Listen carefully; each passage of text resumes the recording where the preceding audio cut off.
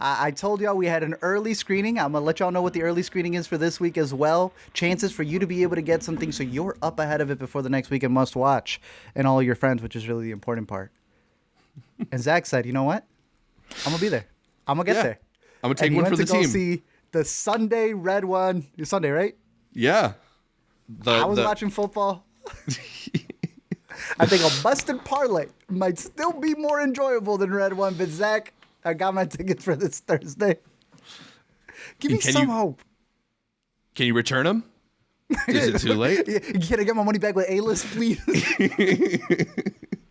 Oh, man. Where to start with Red One? Look, so this is a new Christmas movie directed by Jake Kasdan. We talked about this last week. Like, Kasdan's not the worst filmmaker out there. Like, there's certainly a lot of people I would like consider more hackish than Jake. You know, he's made a few movies that I enjoy, from Jumanji to Walk Hard. This just has the vibe of like the worst direct to streaming faux blockbuster garbage out there, yet somehow it is getting released into theaters wide next weekend. That's nice. I don't really get it. This is a Red Notice movie if I've ever seen one. It has many of the same words and letters in it. Yeah. And even The Rock. To me, this was like, you remember Tim Allen's The Santa Claus? Good movie. Like, yeah, it's like if the Russo brothers made that one. There's sort of this like fun, what if Santa was like the head of state world building stuff that feels like designed to appeal to little boys and like the dads who grew up from being little boys, but it all just is buried under really ugly, hyper-realistic CG in a way that makes it look like a lot of, you know, modern spy thrillers. It's so like full of superfluous blockbuster action sequences that kind of go nowhere, like useless fight scenes that don't have tension, don't have creative choreography, just kind of feel like they're filling runtime. And it most of all, I think it just feels like a real big miscalculation of a movie. I mean, what business does a movie that's this saccharine and a movie that's like about the spirit of Christmas, what business does that have being rated PG-13? Why is this movie like a bloated $200 million blockbuster starring the Rock? It feels like there's like a more modest kind of snuggly film waiting inside this one. You know, you spend $30 million on it and you cast John Cena, somebody who is a little bit better at eliciting laughs from this kind of a property.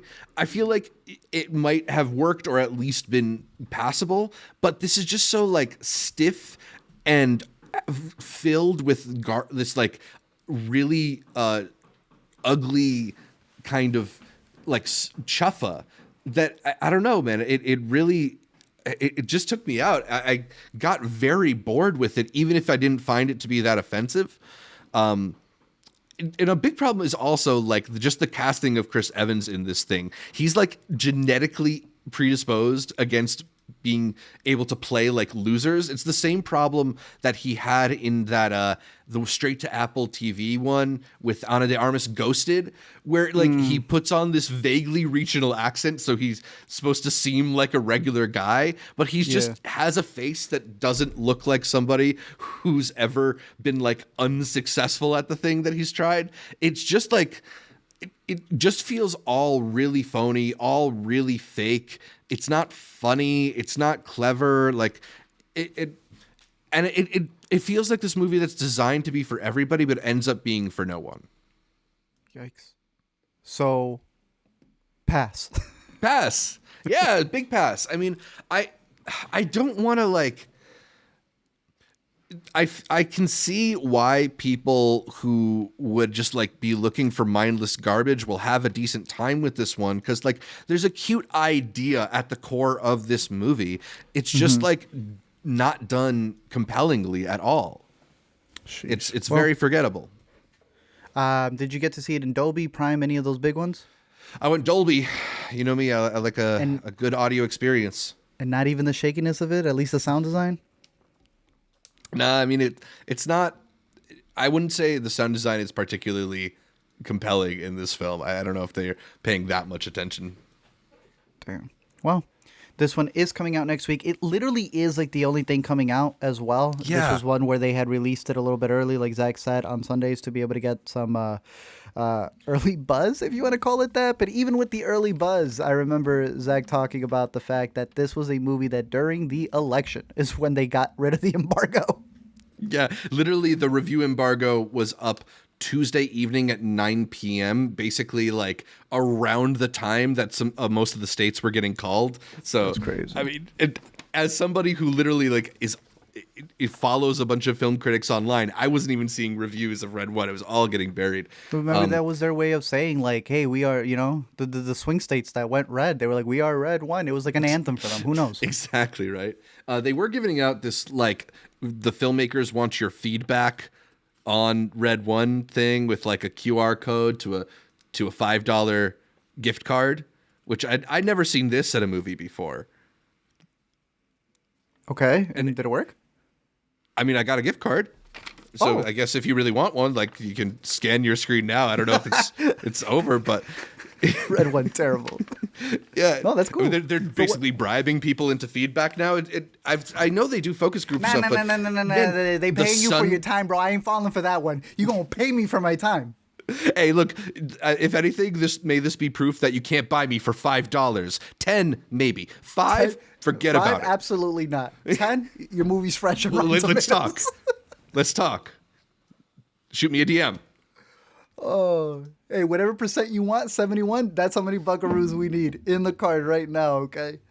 Red One out in theaters this weekend. It should look better than my camera. I'm going with the secondary one over here. But from It's what all I've right, seen man. in We that just trailer, want you to hang out with us. it's we'll so deal. goofy. I'm not looking forward to it. I think that is the dumbest looking polar bear. Yeah. Was Well, there one that's the thing, funny man. joke? Was there like a streak of something that was like... Maybe a cute idea or two, but definitely When the not movie like ended and you were leaving with your $5 gift card? That it? Well, it's two things. One, it's all of this like ugly, gross, dark, hyper realistic CGI. Like that polar bear. Like, just give me a cute polar bear. Why can't I have a cute polar bear in my Christmas movie? They have you gotta elves be in cool, this Zach. movie. They have elves in this movie that like are the stuff of nightmares. They look like rats from Pan's Labyrinth or something. Like, this is supposed to be a kids movie for families. Like, PG-13, bro, is the mighty kids meal of Christmas why? movies. Why? So they they need it say too. shit 3 times. Just cut them out.